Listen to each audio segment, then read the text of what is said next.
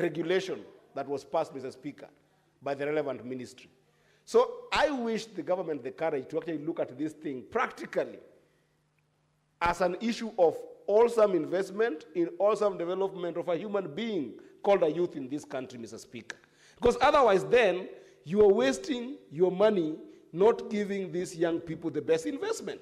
If you're going to put money of 15,000 so that it just becomes Bora, and I'm quoting this, Mr. Speaker, Bora internship, but not internship Bora, then you have destroyed this young person, Mr. Speaker. In fact, where we are, Mr. Speaker, today, I wish the government the courage to look at all those indices that I've measured, from clothing, to housing, to transport, to basic health care.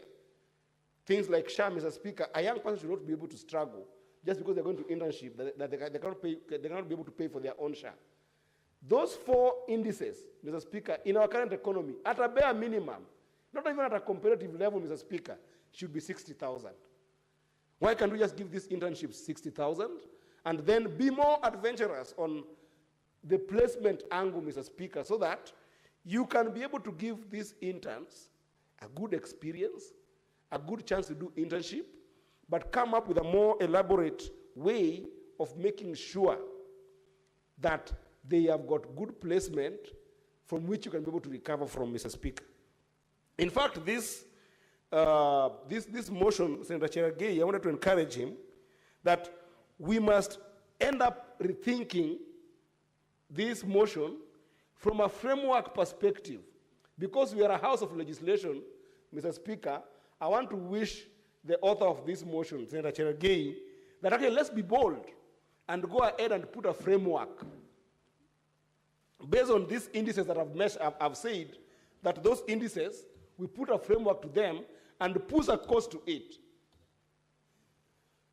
Excuse me, Mr. Speaker. So that that cost, Mr. Speaker, can be able to actually take care of the money we're talking about.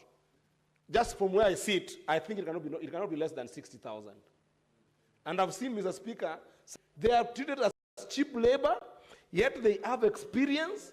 They are treated as cheap labor, yet they have experience in this country. And Mr. Speaker, actually, it's almost tantamount to slavery.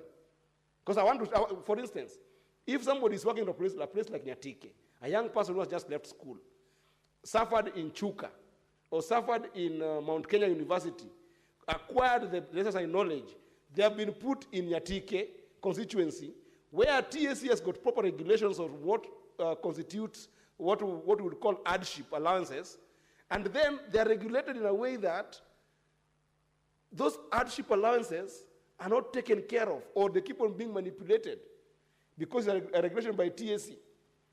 Why can't we be bold in this kind of motion to just go ahead and do a legislative piece on it and say, in Nyatike constituency, because of this and this, we classify it as a hardship area. In Kuria, where I come from, Mr. Speaker, they face the same. I've gone to some places from like where Senator Sokajuri comes from, in parts of Kisii, where, Mr. Speaker, is the same story. Those teachers keep on suffering, Mr. Speaker. So we must look at this thing in a very awesome way, Mr. Speaker. To the extent, Mr. Speaker, and again I excuse myself here to just get water because this issue of youth is in my heart. I might...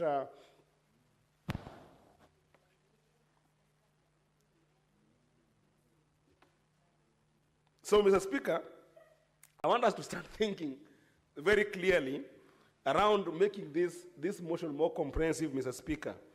Because if you think about it, we must even look at the diversity of the programs. For instance, Mr. Speaker, and I want to wish Senator Cherargei the courage of this. Currently, it is a linear model where you go to internship for 1 year, you get paid 15,000, no guaranteed placement, then you can leave, and when you leave, we don't know where you go. We wish you well. That cannot keep on happening.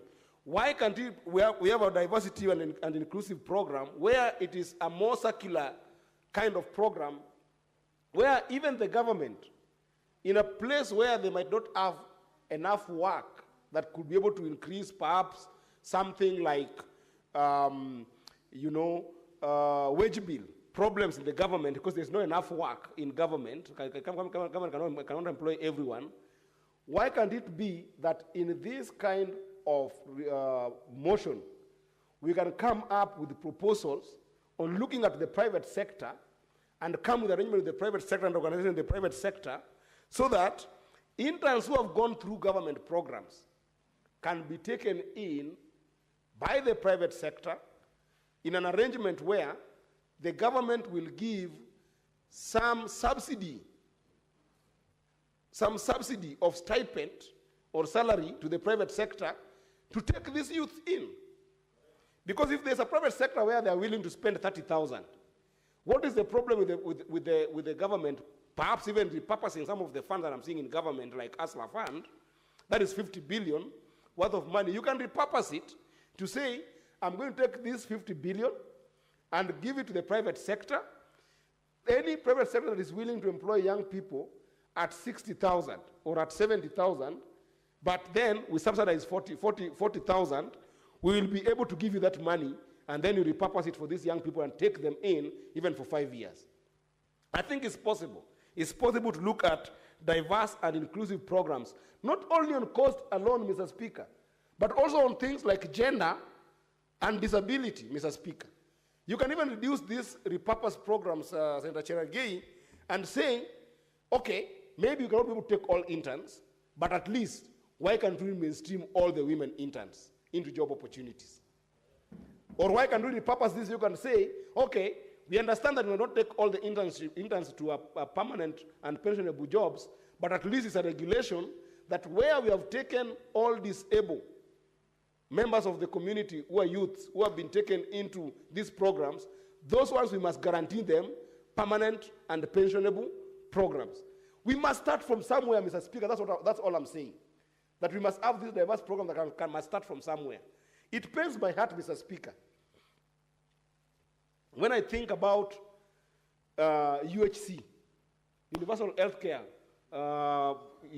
staff, who constantly, we have been debating for the entire 1 year about them being mainstreamed into a permanent and pensionable program, Mr. Speaker, and some of them are disabled members of the society who have gone and done the arduous work, the hardest job of studying medicine, Mr. Speaker.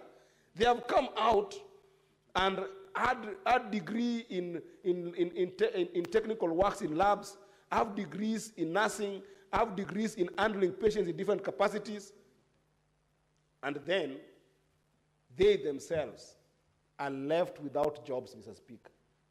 I think it's possible to come up with a framework that is diverse and that can be able to ensure that we can be able to give specific programs that takes in a swath of those people who are young people as interns in this country, Mr. Speaker. I also think, Mr. Speaker, that there is a chance here that we can also do some targeted programs that take in these interns on places of authority that we are seeing in some of the programs that we are seeing in the country.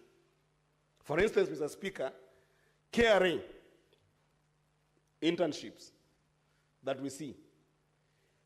KRA internships are done in such a way that you go to KRA, you have studied more prolific financial understanding, tax laws in the current order, but when you look at the promotions that are happening within KRA, they don't follow the order of experience. They follow the order of who do you know, or who is your grandparents, or who are your parents. You go to some programs, Mr. Speaker, like you've seen with the ICT Authority internship programs. We have seen this also with the Presidential Digital Talent programs. I mean, how do you explain to me, Mr. Speaker, without being ageist or without being naive, how do you explain to me the kind of programs that we are seeing people at 45 in the Presidential Digital Talent program, between 45 and 55, being given more permanent job and more promotions, compared to these Gen Zs who have given us trouble on the digital era between the ages of 19 and 28. Who is more savvy, if you're just to speak honestly speaking? I think that it is more practical, that these younger people are more savvy in these digital spaces and they have got more understanding of the gig economy. Their only problem is their age. They are being vilified for their age in some of these talent opportunities, Mr. Speaker. So I think there's an opportunity there for us to do targeted programs where internships make sense for a certain age and experience that goes with that age, I would understand. For instance, sometimes accounting work might take longer for people to master all the programs. But where sometimes age is the inverse proportion to the experience that they have, like what I see the Gen Zs are doing online. They are more savvy, they are more technical in the digital space, that the ICT departments, as well as programs of the digital economy in this country, Mr. Speaker, those should not even go through internship for 12 months, Mr. Speaker. They should come from school, given the equipment, they are technical, absorb them through a targeted program, Mr. Speaker, and let them contribute to our economy. This is not just about an issue of cost. It's also an issue of output. Total productivity factor of our economy, Mr. Speaker, is enhanced by getting the best drivers on the best seats that they can be able to do, Mr. Speaker. And I dare say, Mr. Speaker, that some of these opportunities that we're seeing in government, young people are the best drivers to be able to drive those seats, Mr. Speaker. So those targeted programs, Mr. Speaker, I would want us to see in this motion that we're working on today, Mr. Speaker. Lastly, Mr. Speaker, is just the issue of information sharing and having a database that can be able to share with young people more opportunities within and without government. I think that we have not done well, despite the fact that this program has invested so much in the intake of this internship interns, and in the intake of those who need to be skilled and reskilled, Mr. Speaker, there hasn't been a commensurate corporate kind of culture in government to make sure that there is proper information on where opportunities lie post-internship, both locally and even in the international arena, Mr. Speaker. I think the government can do a better job in making sure that you build a proper database, a proper resource center for interns, that in the next 12 months that you'll be in government, in whichever department that you are in, you are interacting with a lot of information in the private sector, and KEPSA has got a lot of this kind of, not just website-based database, but they have got more other interactive opportunities that you can be able to get in terms of getting information, so that interns during those 12 months that they're in government can be able to get opportunities way beyond where they are seated now. And some of these, Mr. Speaker, can expand to a more diplomatic role that you can be able to play. I know for a fact, Mr. Speaker, for instance, that there are companies that want to do research in Kenya today, in Africa in general, Mr. Speaker, and those companies are based in the Silicon Valley in the US, but they cannot be able to get competent interns. Why? They are in government, they're not interacting with the information from the other side of the world.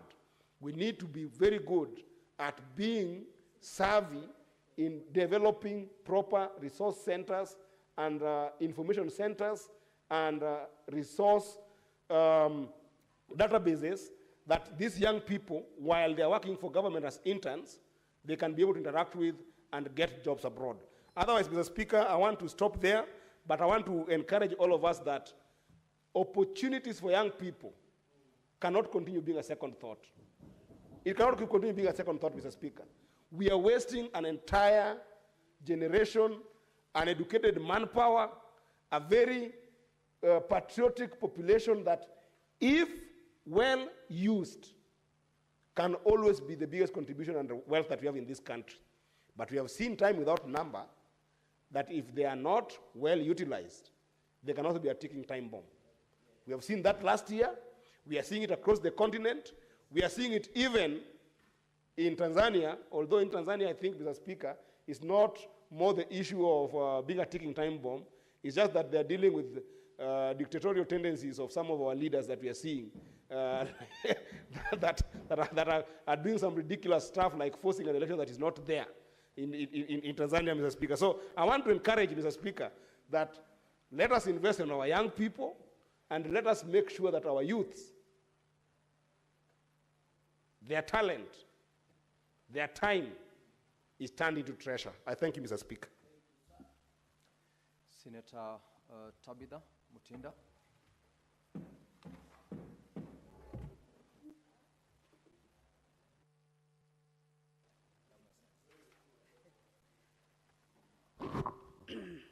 Thank you, Mr. Speaker. And first of all, I really want to start by appreciating the move of this motion, none other than Senator Gerald Gay, because this is a very important motion and a very great discussion, Mr. Speaker. For our young people, as we've always been told, the future is for the young people. But it can only be actualized, Mr. Speaker, if the environment is conducive for them, Mr. Speaker. Mr. Speaker, let me start by actually talking about the youth demographics. As at today in 2025, Mr. Speaker, in Kenya, 70% of our population comprises of the youth under the age of 35 years, Mr. Speaker. Globally, Mr. Speaker, as per the World Bank report, Mr. Speaker, in about 10 to 15 years to come, we will be having a youth population of about 1.2 billion young people globally, Mr. Speaker, between the age of 20 and 35, Mr. Speaker. The issue of the youth, Mr. Speaker, is not just an African continent issue. It's a worldwide issue, Mr. Speaker. And it's a high time, as legislators, we do what we are mandated to do, and this is what we are doing. And that's why I started by really appreciating Senator Cherelgai, because the legislation that we do, the legislation that is part of our mandate then, helps to open up and enhance opportunities for our young people, Mr. Speaker. Now, because the discussion and the motion narrows to the issues of internship, Mr. Speaker, allow me to say that our Kenyan education system, especially at the tertiary level, Mr. Speaker, allows that there will be an internship period. Depending on the course that one is taking, there are those internship periods that range from 1 month to 3 months. Some range go up to, 6 months. It depends on the profession that one has embarked on. And why is this in the curriculum, Mr. Speaker? It is in the curriculum because it is part of the education system. The skill is needed, knowledge is needed, and experience is paramount, Mr. Speaker. It is the basic of all, Mr. Speaker. It helps our young people when they're now graduating, when they're now getting into the workspace environment, they have some experience. Mr. Speaker, as far as experience is concerned, you remember in our time when job opportunities were being advertised, the next thing, apart from the qualifications that you have, this is the minimum qualification, the other thing was 3 years experience, 2 years experience, 10 years experience, and the question has been, where are young people going to get this experience if we do not give them an opportunity to be in these institutions to gain that experience, Mr. Speaker? And before I proceed, let me first of all actually appreciate Parliament. Parliament here where we are, when they offer internship, they pay the internees. They are paid a stipend every month. They are even given lunch in Parliament because I've seen them, we've interacted with them in this house, and I want to really appreciate Parliament because they offer internship and they pay. And back to how interns have been treated. Mr. Speaker, I sit in the Committee of Health. We normally do county visits. And when we go around different hospitals, we meet with different professionals, ranging from pharmacists, clinic officers, nurses, lab technicians, and all that range in the medical space. And in every department, Mr. Speaker, we are always finding students. I'm having people an opportunity to undertake an internship for experience purposes, which is good, which is excellent. But, Mr. Speaker, it is always good to motivate. Because if these are the same young people we are offering internships in this institution, then they are seeing what their colleagues are going through in terms of the challenges. Look at the issues that we've been talking about, the issues of UHC workers. But I'm happy is that even today, that discussion is very much ongoing. The Minister for Health, Honorable Duale, has been able to at least ensure that this conversation comes to an end. The agreements are adhered to and all that. But what precedence is being set when these students are undergoing this internship in these particular institutions, whereby they can see these counterparts, where they are hoping to get employment, these people are not being paid. You know, they are sometimes on long contracts. The other day when we were in Machakos, actually, we came across young Kenyans, most of them women to be specific, who are complaining that they have not been paid for 5 months. But I'm happy, I'm very happy. Out of being there and realizing this issue, today as we speak, they have been paid their salary of 5 months arrears, and I'm happy because we voiced out such that this matter could be addressed, and that has happened. But put yourself in their shoes, whereby now you have interns seeing that these people are working and these people are not being paid. We demotivate them, you know, and they're the ones who are really used to run up and down because they seem, or they are looked upon as if they are very desperate. It is a high time that the internship program is actually well-defined. Well-defined that from the education system, and also defined in the institutions where they take these internships. Because if we encourage these young people, they'll be motivated to look forward to be able to start somewhere, to be able to work from somewhere. But the moment that you are coming in, you're coming out, you're doing the best, and actually sometimes you don't know if someone is an intern, because they are working, they're just, you know, they are fully devoted, fully working. The best we can offer our young people is to motivate them so that they can also be able to offer their skills. They can be able to offer their knowledge that they have at this particular moment, Mr. Speaker. The issue, we've discussed an issue here, I think through Senator Crystal, where there was a bill about startups, Mr. Speaker, that also targeted and discussed about the young people. When they are doing their startups, which they need to be encouraged, Mr. Speaker, to be able to be more creative and more productive in the market spaces, startups whereby they do not really have to undergo a lot of payments at the initial starting moments, this will definitely encourage the young people to become their own CEOs, Mr. Speaker. We should be able to encourage our young people to be the employers, Mr. Speaker, of their other youths, Mr. Speaker. Where we are, Mr. Speaker, we should continue, and I'm happy that the Kenya Kwanza government, where I serve, Mr. Speaker, has been able to prioritize the digital infrastructure, Mr. Speaker, very highly. The hubs, the ICT hubs that are in each and every constituency, and that is still being worked on for those MPs that maybe who have not been able to put that in place.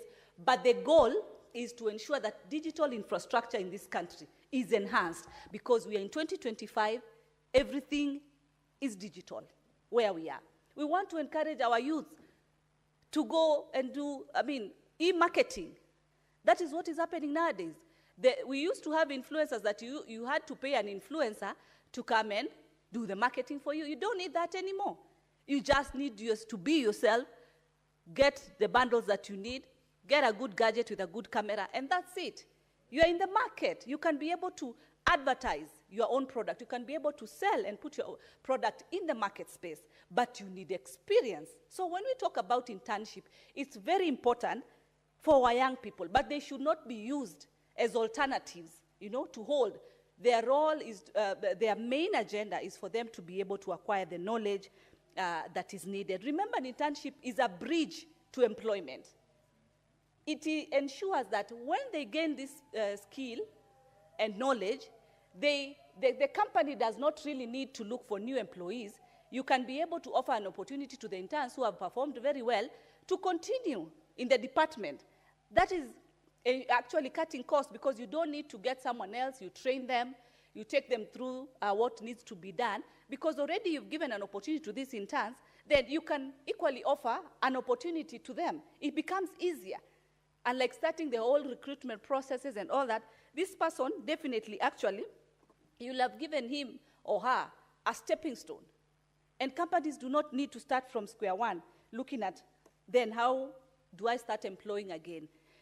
Equity is a very important issue, Mr. Speaker.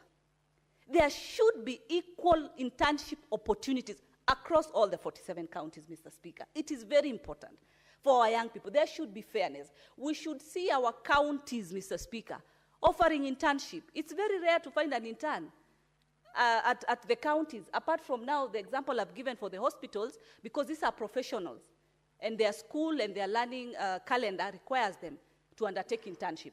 But what about at the county levels? It is important that there be equity for both young men and women in the different counties so that they can equally be able to learn, Mr. Speaker. Mr. Speaker, again,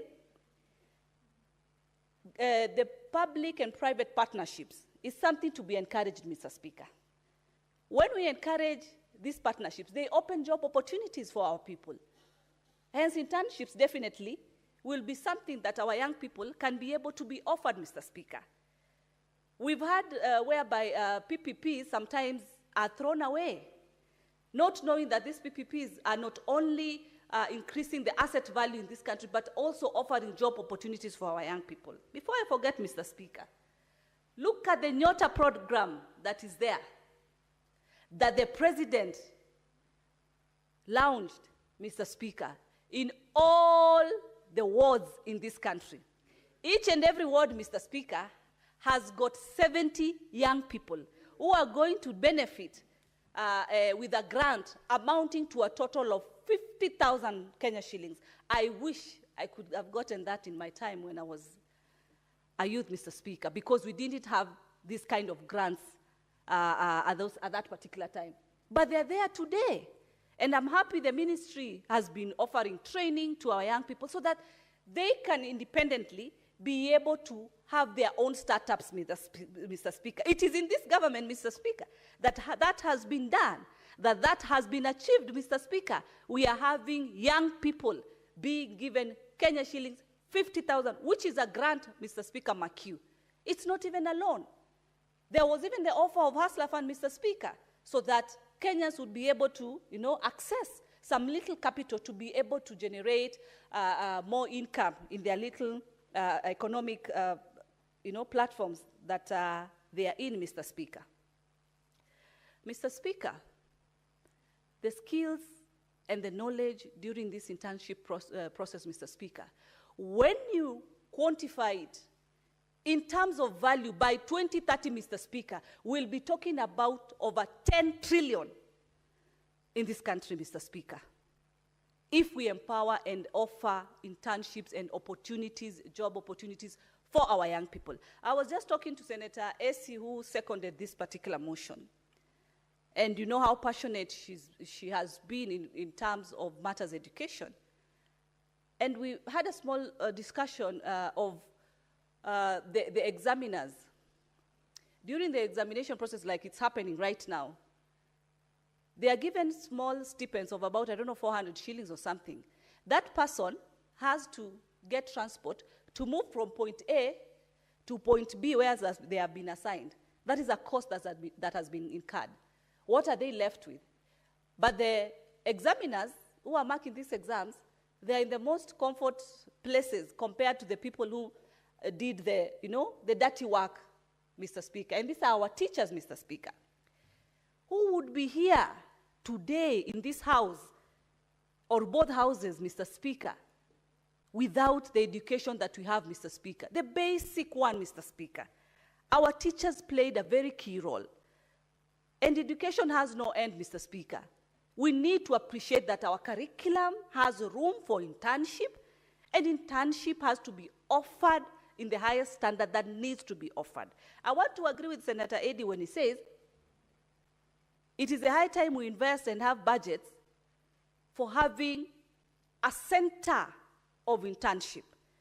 whereby different skills can be acquired for our young people. They don't have all to fit within the government institutions. They don't have all of them to fit in the private sector. There can be a center that awards them and gives them, a certification after an internship has been completed and completed to the standard that is required, Mr. Speaker. Mr. Speaker, as I conclude, as I said earlier, we are in 2025. It requires today that people reskill or people up their skills. That can only be done through these processes of internship.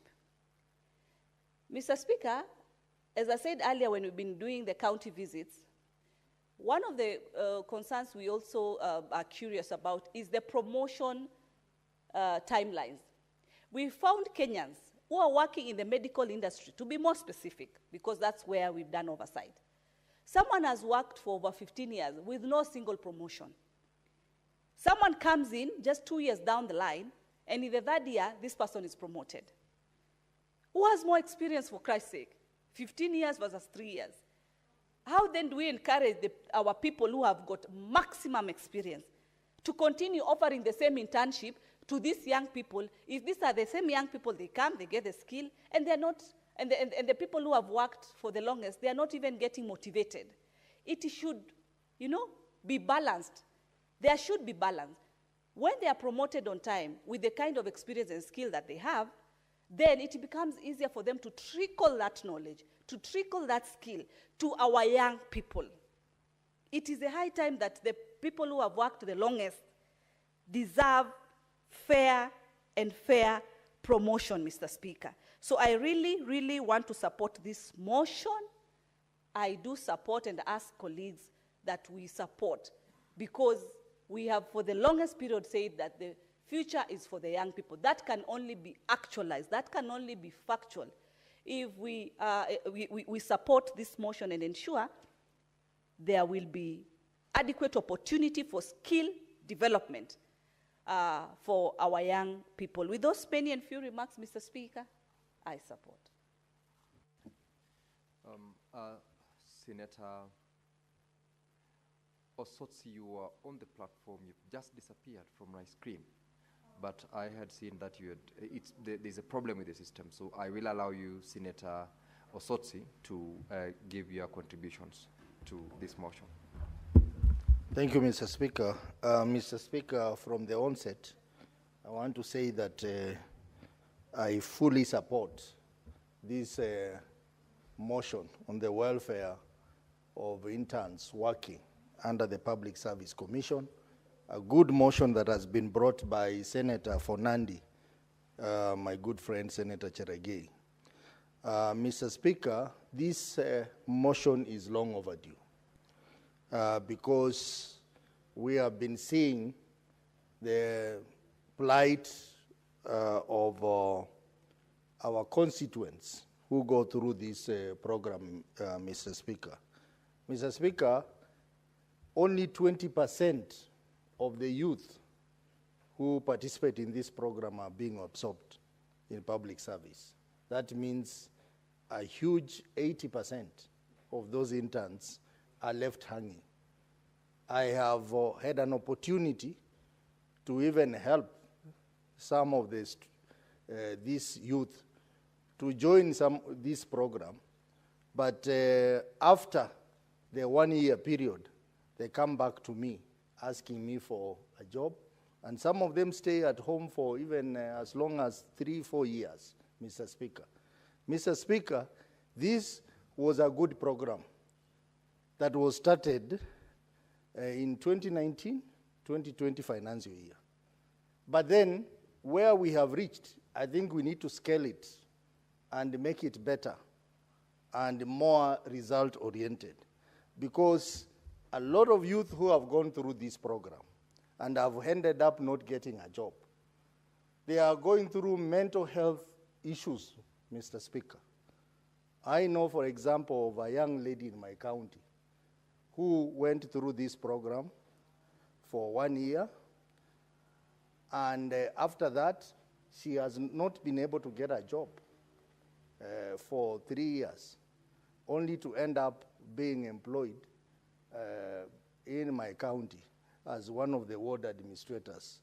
And you understand the challenges they go through. So I think it is a high time that this program is reviewed for the purpose of making it even better, for the purposes of increasing the amounts that these young people are getting. Because being paid 20,000 really in a city like Nairobi is not adequate even for housing alone, Mr. Speaker. You find that these young graduates are staying in the slums. They are operating from the slums because they cannot afford quality housing. And they are supposed to go to those offices and do good work. And then after 1 year, there is no job. They have to go back to the tarmac. This is a program that must be enhanced so that we stop creating more mental health challenges to our youth. Mr. Speaker, even as we talk about the issue of interns, we have to confront the bigger problem of the youth in this country. And this thing, we have said about it many times. Every leader who is elected the president in this country keeps on appreciating the issue of the youth and the problems they go through. But when they are in power, they forget about this youth. Mr. Speaker, the youth problem is not just a Kenyan problem. It's now a global problem. You have seen, Mr. Speaker, what has happened in other countries. Even countries that are thought to be progressive in Africa, like Morocco, you saw the agencies going to the streets because of the challenges around employment, challenges about public infrastructure, challenges generally affecting our youth population. So any progressive government must put more emphasis around the youth problem. In this country, during President Kibaki's time, they set up the Youth Enterprise Fund, which was a good idea, to be giving youth some loans so that they can start their businesses, so that they can do their innovation. Mr. Speaker, no one is talking about Youth Enterprise Fund anymore.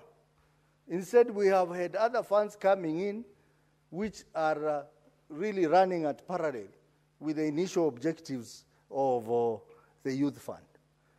So we need more investment around the youth problem. We need more targeted program at addressing the youth issues, one of it being employment. Even in this internship program, I wonder why those youth cannot be absorbed, Mr. Speaker. After 1 year, they need to be given employment. Because, you know, I was looking at statistics, how many Kenyans retire every year from public service? They are close to 20,000. This year, they are going to engage 7,000 interns. It is just a fraction of 20,000. Why can't we have a policy where all the youth who go through the internship program and complete it successfully, they need to be absorbed in the public service, rather than sending them back to tarmac? That is even creating more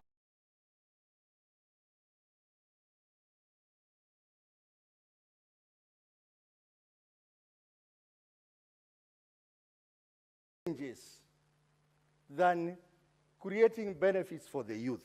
So one of the things that this motion should propose is that all the youth who successfully complete the internship program should be absorbed in the public service. And I wonder why that is not, that is a challenge, Mr. Speaker, because we have enough institution in government to ensure that this program runs well. Mr. Speaker, you know we have National Employment Agency. which is under the Ministry of Labor and Social Service. What does this authority do? What does this authority do? They are supposed to create some linkages with the Public Service Commission so that these youth are seamlessly transitioned to employment, because this agency, one of the things they do is to look for employment opportunities, so that after that 1 year, there are opportunities which have been linked, and this youth can continue serving either in the public service or even in the private service. We have a skills inventory, which is a department in the Ministry of Labor, the National Skills Inventory. They need to keep details about these youth who are in the internship program, so that within that 1 year, they should be working on a program how this youth will be absorbed into full-time employment. So clearly, these challenges we are discussing here, they tell us one thing. There is lack of proper coordination in the public service, between the Public Service Commission, between the ministry in charge of public service, between the Ministry of Labor, and generally with all the other ministries. If there was some good synergy, then we will not be sending our youth to oblivion after 1 year of serving the country. Mr. Speaker, I'm aware some of these youth have come up with very serious innovations, especially those who work in technical areas like ICT and engineering. But who takes credit for that innovation? How are they patented? That is an issue that this program should also address. Mr. Speaker, going back to the youth challenge, the other day I was traveling to somewhere in Middle East, one of the small airports in Middle East, not Dubai one, Sharjah. And I saw hundreds of young Kenyans sleeping on the floor in the airport. They cannot even afford even a cup of tea. Some of them are traveling to various countries in the Middle East. Some of them are returning home. That shows how we have mistreated our youth. Something has to be done about this.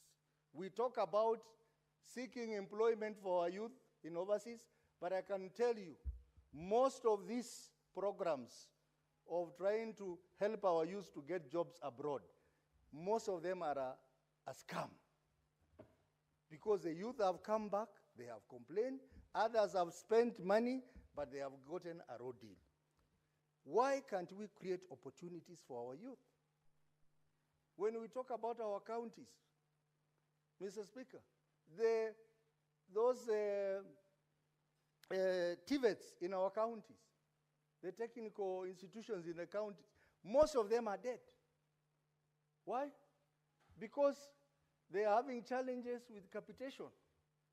They are having challenges with the payment of salaries to tutors. And this is something that this House must take very seriously. I remember, Mr. Speaker, the other day when we were talking about the new formula, and we said we wanted to support small counties like mine in Vihiga to get more money. And we were saying we need to give them more money. I think we fought so hard with Senator Omugen here. We want to give them more money so that they can invest in build more good classrooms for ECD. They can put more money in TVETs. They can put more money in health. And we fought so hard. Mr. Speaker, in most of our counties, these governors of ours have diverted that money to paying pending bills. It is sad why we should fight for more money to come to our counties, and then that money is diverted to wrong causes, Mr. Speaker. we expected that now that was an affirmative action, that money would be taken to those deserving functions within our county, Mr. Speaker. The TVETs were set up so that the youth who cannot go to university, they cannot go to colleges, they can go there and get basic skills in plumbing, in masonry, in carpentry. But those centers are dying because of low capitation or because of mismanagement. Mr. Speaker, when we do that, you go to the villages, everywhere you go, you meet a group of young people idling around. They can't do anything, Mr. Speaker. They are sitting there in marketplaces, in bus stops. They can't do anything. And all they can do is maybe engage in drug abuse or engage in crime. We are creating a time bomb for this country, Mr. Speaker. And Mr. Speaker, another thing I want to put across is that we must not lie to our youth. When we promise our youth that we will do this and this, let us deliver. Many of the things that we promised our youth in this country, Mr. Speaker, during the election have not been done. And I want anyone to challenge me on that. They have not been done. I can see Senator Tobiko looking at me, looking like she wants to challenge that. But I want to tell you that is a fact. Our universities are dying. Mr. Speaker, if we have our institution of learning dying, the problem is going to be even 100 times worse, Mr. Speaker. Our colleges are dying, Mr. Speaker. Even our schools are dying because of this thing of capitation. And we promise these youth that we'll give them jobs. We promise them that we'll give them bundles. We promise them that they will be absorbed in key institutions of government. It is now 3 years, nothing or very little has been done. Then when they go on the streets, we follow them to the streets and we kill them, we arrest them, we do many things. And that's why, Mr. Speaker, even as we are mourning the death of my party leader, Raila Amolo Odinga, I want to say, without fear of contradiction, that the best legacy we can give Raila Amolo Odinga is to implement his wish.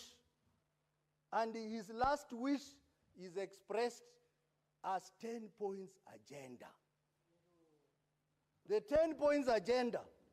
Let people not forget about that, Mr. Speaker. 10-point agenda includes stoppage of abduction, compensation of the youth who died in the Mandamanos, release of the youth who are still in prison. We cannot be saying Raila Odinga did good things to this country, and we have our youth rotting in prison. We have our youth rotting in prison, Mr. Speaker. I expected as a gift to Raila Odinga that before he was buried, all the youth who are in prison as a result of Mandamano should have been released from prison, Mr. Speaker. So, the best gift we can give Raila Amolo Odinga is we all religiously implement the 10 points agenda. And one of the 10 points agenda touches on the welfare of the youth. The youth employment, it is one of the issues. The issues of youth rights is one of the issues. If we do that, Mr. Speaker, I am very confident that this youth problem, which may swallow all of us, they will not care whether you are in the opposition or whether you are in government, we will all be swallowed because as leaders we failed to prepare for a generation to come after us. So as I support this motion, Mr. Speaker, I want to say that this program, it was the first baby step that was done to have at least our youth joining internship. But now, 4 years after its inception, we need to take it to another level by improving it, by making it more purposeful, by making it have some desired outcome, by increasing the stipend they are given. In fact, we should not even call it a stipend. 20,000. Mr. Speaker, if you go to these offices, the budget for tea alone will shock you. The tea in the CS office, Mr. Speaker, can even be 200,000 a day, Mr. Speaker. How many interns can you employ with that money, Mr. Speaker? I think we need a focus in these things, Mr. Speaker, to make Kenya better. I remember, Mr. Speaker, a few years back, and I know some companies are doing that, we used to have a management trainee program. I am a product of management trainee. When I finished university, I went through a 2-year management trainee program. Mr. Speaker, it was not just a trainee. You are working, you are earning a salary, you are getting allowances, and you are on the management scale. And after the 2 years, we were transitioned to senior management positions. The 2 years, you could even get a loan. I remember I bought my first car when I was a management trainee in one of the blue chip companies. I don't want to say. Kitambo sana. So, Order, Honorable we Senators. can... Order, Senator Osotsi and Senator Cherargei. Order, and take note of the language that you're using while you're on the floor, Senator Osotsi. Most obliged. So, Mr. Speaker, we want a system like that, where youth can come in, they have struggled in the university, someone, for example, in medicine, 6 years. Give him a job, make him a trainee, but a permanent job, give him the allowances, let him finish, then you give him the full responsibility of management scale. And Mr. Speaker, we need to stop this tendency of giving contracts to people who have retired. Someone has retired at 60, is given a 5-year, 10-year contract, when we have young people who should be given the job, Mr. Speaker.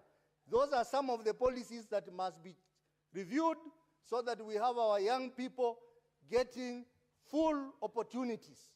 And that way, in a large way, we'll be addressing the youth problem.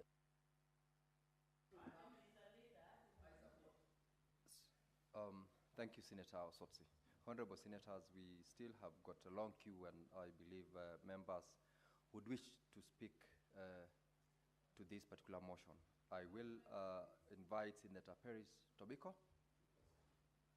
I was saying that to warn you of the time as well as unnecessary interruptions to members when they are on the floor.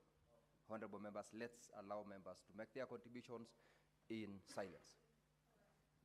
Thank you, Mr. Speaker. Thank you, Mr. Speaker, for this opportunity. And thank you, Senator Cherargei, for this very timely motion. Mr. Speaker, one of the greatest challenges we have as leaders in this country at the moment is the issue of joblessness of our young people, young graduates who've been channeled out of our universities, very qualified, very energetic, very innovative, Mr. Speaker, but with nowhere to go, Mr. Speaker. And so, Mr. Speaker, the internship program was very thoughtful. It is important. But I agree, Mr. Speaker, with earlier speakers that it is time is taken to the next level, Mr. Speaker.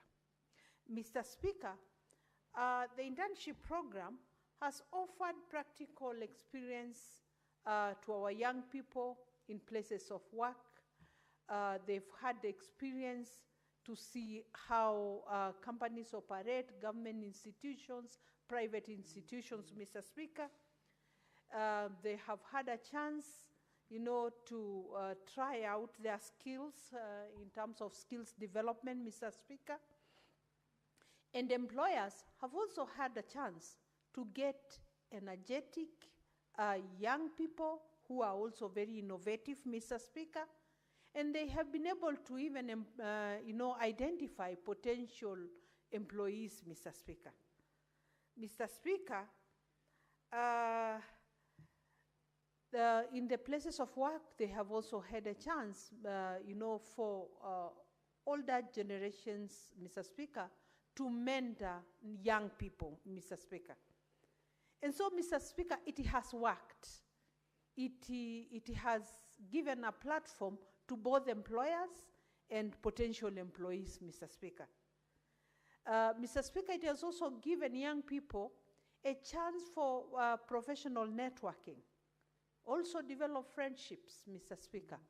Mr. Speaker, this has really worked. Mr. Speaker, it has given people a chance for career explorations, Mr. Speaker. You see whether you fit in where you got internship or maybe somewhere else, Mr. Speaker. And so, Mr. Speaker, it has become a mutually beneficial program to both potential employees and industry perspectives and see what our job market offers, Mr. Speaker. But I do agree with Senator Cherargei that the stipend that has been given to these young people does not assist them, Mr. Speaker, particularly in our towns, in you know, where life is generally, the cost of living is high. So it has subjected these young people, you know, to go to places that would otherwise not be safe for them to operate. Mr. Speaker, you find them living in not very good conditions, Mr. Speaker. So, Mr. Speaker, I do agree and support that the stipend should be improved. That, Mr. Speaker, those very innovative brains should be identified, Mr. Speaker. But even more so, Mr. Speaker, is the bigger question is, after the internship program, where do these young people go? A lot of them go back to their homes. A lot of them become even more miserable after, because they've had a chance to test, they've gotten some excitement of working, and then all of a sudden, they are back in their homes, Mr. Speaker. Mr. Speaker, I would suggest that maybe possibly these young people are given a chance to try various institutions.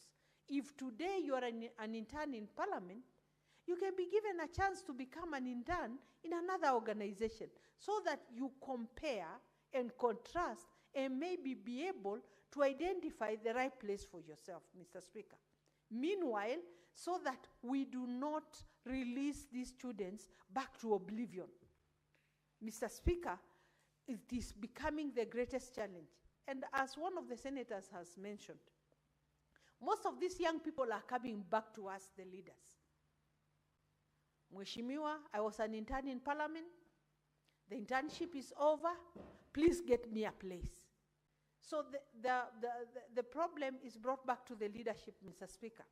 Mr. Speaker, I would say these young people have contributed well to the economy. They, you know, potential employers have gotten, you know, people to work for them and even to improve productivity. Why should they go back home, Mr. Speaker?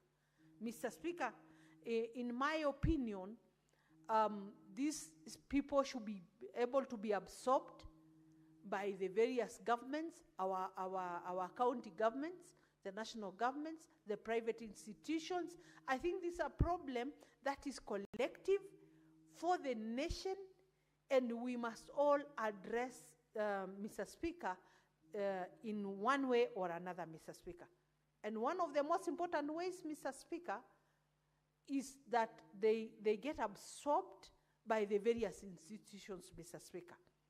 Because letting them go back home, Mr. Speaker, does not solve the problem. Mr. Speaker, a lot of these young people are also very innovative. And if they were supported with capital after the internship, Mr. Speaker, a lot of them are now able to, mirror what they were learning in the, in the various institutions that employed them, and may want to start, their own businesses. They may want to start their own organizations, Mr. Speaker. And so, Mr. Speaker, I think there should also be capital that then can be used to support those who would want to go into private businesses, Mr. Speaker. Mr. Speaker, we have always talked about the digital market, Mr. Speaker. A lot of our people are comfortable with this. A lot of our people are very conversant, Mr. Speaker, with digitization, online jobs, Mr. Speaker. So being supported, Mr. Speaker, then we will not be losing these children back to homes and getting discouraged and getting depressed, Mr. Speaker. And you find some who even lose hope, Mr. Speaker. This program was meant to bring hope, and the hope must not die, Mr. Speaker.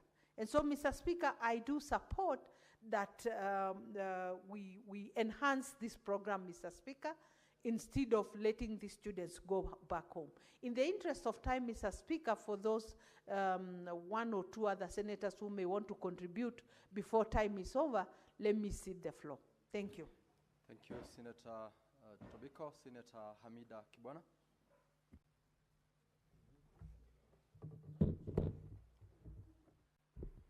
Thank you, Mr. Speaker. I also want to support the motion, Mr. Speaker, and I want to thank our able, distinguished Senator Cherargei to bring this motion. To be honest, our young people have really suffered regarding this issue. Mr. Speaker, the young people always feel like that they are always used and dumped. Failure, of course, to pay the interns as a stipend, and also, with sustainability, lead them to other things. Mr. Speaker, I want to give an example of, was it last year? And I think I had a statement on that, regarding the young doctors or young nurses who committed suicide due to their, failure to be able to meet their stipend. It was very sad that we have lost lives. Those are the lives, maybe one or two that we got to know. You can imagine others.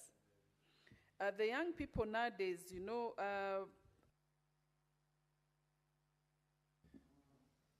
Senator, yes. Yeah, some of them are, trigger happy, and they will do anything for them to end their lives just because, they are not earning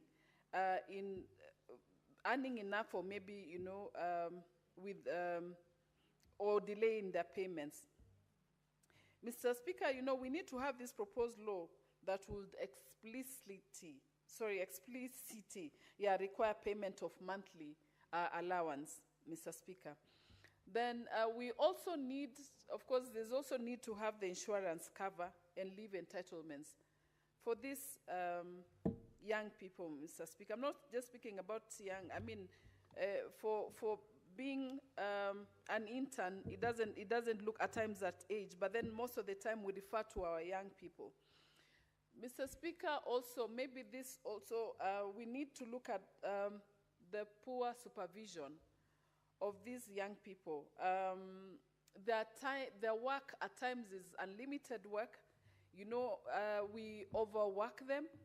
By the way, Mr. Speaker, the other day I went to Kenyatta Hospital, and I found the young doctors working over 12 hours, around 18 hours. And, you could see the fatigue on their face. And also the nurses. nurses are also, of course, exploited through some of them who are interns.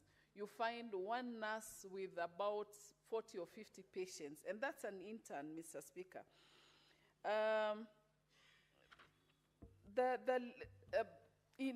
The government also are giving the young people limited opportunities. And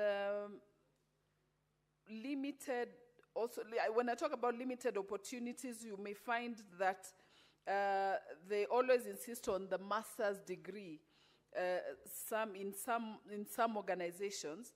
And so you deny others, a chance on an only eligible master degree holders are the only ones who are able, to apply. At times I look at it and I ask, is there equity and fairness, or do we have discrimination, that concerns the young ones? I was looking at the court ruling the other time, and the court found unfairness. The court, of course, there was unfairness, but dismissed them on legal grounds, which was really unfair, Mr. Speaker. Then I asked myself, does the employment really follow merit, Mr. Speaker?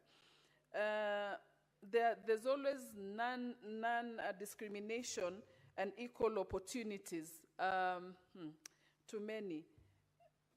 Equity in success also, Mr. Speaker, looking at do we have equity? Because you may find that maybe the guys from rural areas are regarded as Oshago people, are not given that equal access, and are not placed in less desirable roles, Mr. Speaker. People with disabilities, Mr. Speaker, maybe they're not given a chance, and also women at times, These young people should be, Mr. Speaker, I remember, and I was reading somewhere that, imagine Baba, during the Gen Z Mandamano, do you know he used to also send them water? Because he said, hata hiyo, kwenda mandamano ni kazi. And I remember what we used to go through. And he used to send quietly, discreetly water to all of them. Because saying, look, these are young people. As much as they may think that hata hiyo vile wanaona wanafanya ni kazi. When, there were, as much as, they were going out to demonstrate, but also, some of them thought that kuwa kwa barabara, ni kazi, because they don't have anywhere. Senator Hamida Kibwana. Oh, sorry, Mr. Speaker. I would like to read to you the standing orders 92. Mr. Speaker, that I requires apologize. you, if you have opted to debate No, I'll in continue Kiswahili, that, to Mr. do Speaker. Kiswahili, I apologize. please. So, but mandamano, Mr. Speaker, at times, we find ourselves just getting to, is it demonstration? Yes, the demonstration. So they find, Baba used to send them water. Then I'm also wondering, Mr. Speaker, the Hustler Fund, it was supposed to be there to support the young ones, but really, unfortunately, I can see Senator Medho looking at me that, time, he also wants to contribute on something. But then the last one, Mr. Speaker, on gender sensitivity.